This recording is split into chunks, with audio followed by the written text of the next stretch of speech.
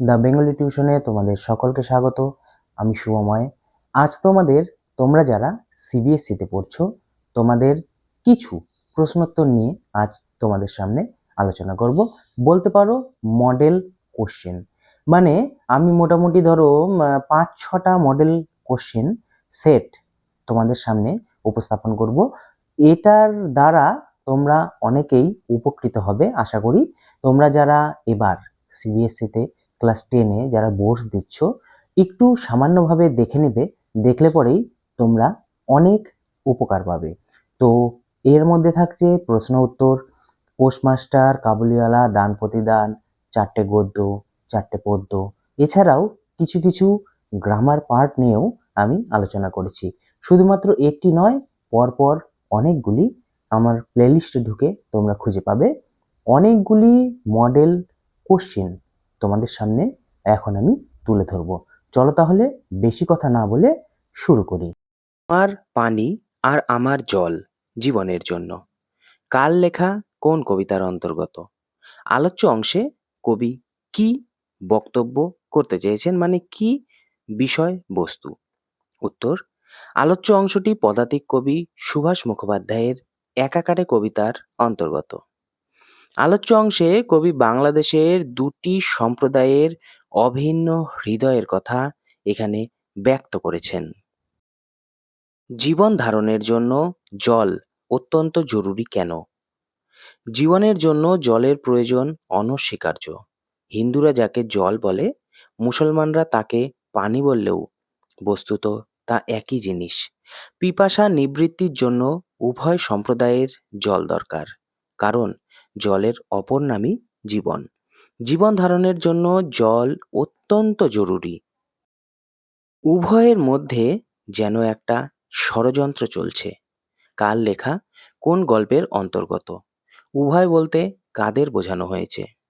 উত্তর: রবীন্দ্রনাথ কৃত কাবুলিওয়ালা গল্পের অন্তর্গত। উভয় বলতে কথক, কন্যা মিনি ও কাবুলিওয়ালা রহমতের কথা এখানে বলেছিলেন বা বলা হয়েছে। প্রসঙ্গ কি? কাবুলিওয়ালা রহমত প্রায় প্রতিদিনই মিনির সাথে দেখা করতে আসে।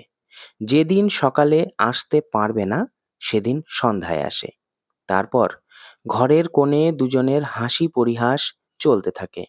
দেখলে বাস্তবিকই মনে হয় যেন দুজনের মধ্যে একটা গভীর ষড়যন্ত্র চলছে। বক্তব্য কি? কথক রহমত ও তার কন্যার মধ্যে হাস্য পরিহাসের সম্পর্ককে ভালোভাবেই মেনে নিয়েছিলেন, মানে কথক ভালোভাবেই মেনে নিয়েছিলেন। দুজনের মধ্যে কথাবার্তার ধরন দেখলে যে কেউ মনে করতে পারবে তারা যেন কি এক গভীর ষড়যন্ত্রে লিপ্ত আছে।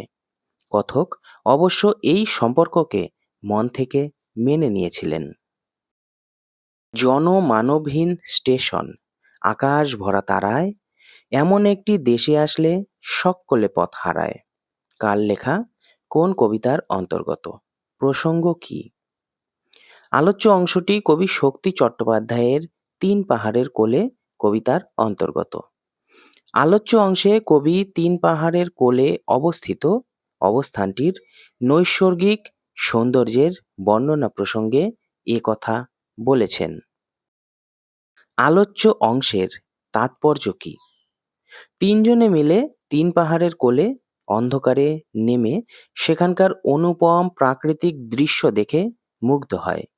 যেদিকেই তাকানো যায় সেদিকেই যেন ঝর্ণা, কাদর, টিলার ছড়াছড়ি। অন্ধকার আকাশে তারাদের জোনাকির মতোই মিটমিট করে জ্বলে থাকা, এ সবই মনকে আকৃষ্ট করে। তাই এইরূপ স্থানে এলে সকলেরই পথ ভুল হতে পারে। ও আমাকে শিখিয়েছে খাঁটি জিনিস কাকে বলে। খাঁটি জিনিস বলতে কি বোঝানো হয়েছে, তা কে কিভাবে শিখিয়েছে? পান্নালাল প্যাটেলের অদলবদল গল্প থেকে গৃহীত উদ্ধৃত অংশটির বক্তা হলেন ইসাবের বাবা পাঠান। এক্ষেত্রে যে দুটি খাঁটি জিনিসের কথা বলা হয়েছে তার মধ্যে একটি হলো মায়ের স্নেহ ও ভালোবাসা, যা পিতার কাছে সর্বদা মেলে না, আর অন্যটি হলো নিখাদ বন্ধুত্ব, যেটি অভিন্ন হৃদয়ের দুই বন্ধু অমৃত ও ঈশাবের মধ্যে দেখা গিয়েছিল। পরের উত্তরটা মানে কে কাকে কিভাবে শিখিয়েছে। গল্পে 10 বছরের বালক অমৃত তার বন্ধু ঈশাবের বাবাকে এ কথা বুঝিয়েছিল যে খাঁটি জিনিস বলতে কি বোঝায়। অমৃত ও ঈশাবের বন্ধুত্বের শিকড় যে কত গভীর তা বোঝা যায় তখন, যখন অমৃত কালিয়ার হাতে মার খেয়ে পড়ে গেল। ঈশাব রেগে যায় এবং অমৃতকে বাঁচাতে গিয়ে মারপিটে জড়িয়ে পড়ে সে তার জামা ছিঁড়ে ফেলে। অমৃত ঈশাবকে বাঁচাতে তার ভালো জামাটা ঈশাবকে দিয়ে দেয়। ঈশাব প্রশ্ন তোলে, অমৃতকেও তো মার খেতে হতে পারে। অমৃত জানায় তাকে রক্ষার জন্য তার মা আছেন, কিন্তু ঈশাবের তো মা নেই। আড়াল থেকে এই কথাগুলো শুনে ঈশাবের বাবা পাঠান তার ভুল বুঝতে পেরেছিলেন। একাকারে মিলিয়ে যাচ্ছে। একাকারে কবিতার মূল উদ্দেশ্য কি? কবি পৃথিবীর কোন কোন জিনিসকে কি ভাবে একাকারে থাকার দৃষ্টান্ত দিয়েছেন? উত্তর, কবি সুভাষ মুখোপাধ্যায় একাকারে কবিতার মধ্যে সাম্প্রদায়িক সম্প্রীতির কথা বলেছেন। সাম্প্রদায়িকতার বিরুদ্ধে মানুষকে তিনি এখানে সচেতন করেছেন। পরের উত্তর, কবি ঝর্ণার মধ্যে পানি ও জলকে, মা ও আম্মাকে, কোরআন ও উপনিষদকে, প্রভাত ফেরি ও ভোরের আজানকে একাকারে থাকার দৃষ্টান্ত দিয়েছেন। আমরা জলকে জল বা পানি যাই বলি না কেন, প্রাকৃতিক নিয়ম অনুযায়ী ঝর্ণা সেই জল একাকারে ভরে দেয় উভয় সম্প্রদায়ের মধ্যে। আরেকটু রয়েছে, মা বা আম্মা যাই বলি না কেন, উভয় সম্প্রদায়ের মায়েরা তাদের সন্তানদের সুখ শান্তি সর্বদাই প্রার্থনা করে থাকে। কোরআনের সূরা বা উপনিষদের মন্ত্র, সকালের প্রভাত ফেরি বা ভোরের আজান আমরা যতই আলাদাভাবে দেখি বা শুনি, সবই মিলেমিশে একাকার হয়ে আছে। কবির মতে মানব জীবনের সব যেন মিলেমিশে একাকার হয়ে আছে, সকলের লক্ষ্য এক এবং অভিন্ন। তাহা হইলে এই আদমরা ভদ্র সন্তানটি পুনশ্চ নবজীবন লাভ করিতে পারে। তাকে আদমরা ভদ্র সন্তান বলা হয়েছে কেন? কি করলে তিনি পুনশ্চ নবজীবন লাভ করতে পারবেন? পোস্টমাস্টার কলকাতার ছেলে। গ্রামের পরিবেশ ও পরিস্থিতি সম্পর্কে কোনো ধারণাই তার ছিল না। কথা বলার মতো উপযুক্ত লোক তিনি পাননি। নদীকে ভয় পান বলে তাকে তোলা জলে স্নান করতে হয়। ফলে চারিদিক থেকে তিনি বিপর্যস্ত হয়ে পড়েন। তাই তাকে আদমরা ভদ্র সন্তান বলা হয়েছে। পরের উত্তরটা, পোস্টমাস্টারের গাছের দোলানি এবং আকাশের মেঘ দেখে সুখে দিন কেটে যায়, কিন্তু তার মনের মধ্যে কোনো আনন্দ ফুর্তি নেই। তার মনে হয় যদি আরব্য উপন্যাসের মতো কোনো দৈত্য এক রাতের মধ্যে সমস্ত গাছপালা কেটে পাকা রাস্তা তৈরি করে দেয় এবং সারি সারি অট্টালিকা বানিয়ে দেয় যা আকাশের মেঘকেও আড়াল করে রাখে, তাহলে আদমরা ভদ্র সন্তানটি বা পোস্টমাস্টার পুনশ্চ অর্থাৎ নবজীবন লাভ করতে পারবেন। আমি এখন হাজার হাতে পায়ে। অস্ত্রের বিরুদ্ধে গান কবিতায় হাজার হাতে পায়ে এগিয়ে আসার তাৎপর্য কি? কবি কোন মনোভাব এখানে ধরা পড়েছে? উত্তর, অস্ত্রের বিরুদ্ধে গান কবিতায় কবি জয় গোস্বামী অস্ত্রের বিরুদ্ধে লড়াইয়ের জন্য সঙ্গীতের ক্ষমতার কথা বলেছেন। কবির কথায় গান শুধু আনন্দের উৎস নয়, লড়াই ও সংগ্রামকেও কবি এর মধ্যে দেখেছেন। তিনি একা নন, সহস্র মানুষ তার সহযাত্রী হয়েছে।